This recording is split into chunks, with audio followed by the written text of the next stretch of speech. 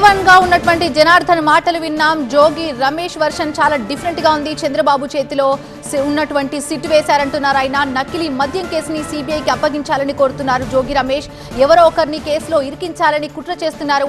అందులో భాగంగానే తనను కూడా ఇరికించినట్టుగా ఆయన ఆరోపిస్తున్నారు. అంతేకాదు నకిలీ మద్యం కేసుని సిబిఐకి అప్పగించాలి, చంద్రబాబు చేతిలో ఉన్న సిట్ వేశారు అంటున్నారు జోగి రమేష్. ఎవరో ఒకరిని ఈ కేసులో ఇరికించాలనే కుట్రలో భాగంగా తనను ఈ కేసులో ఇరికించారని చెప్తున్నారు జోగి రమేష్.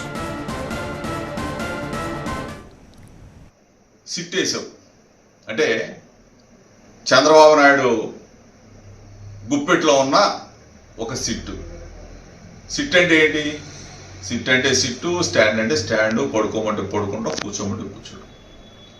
చంద్రబాబు నాయుడు గన నిజమైన దోషుల్ని పట్టుకోవాలన్న ఆలోచన గన ఉంటే నకిలీ మద్యం కుంభకోణాన్ని సిబిఐకి అప్పగించమని చెప్పేసి వైఎస్ఆర్ కాంగ్రెస్ పార్టీ తరఫున డిమాండ్ చేస్తాం.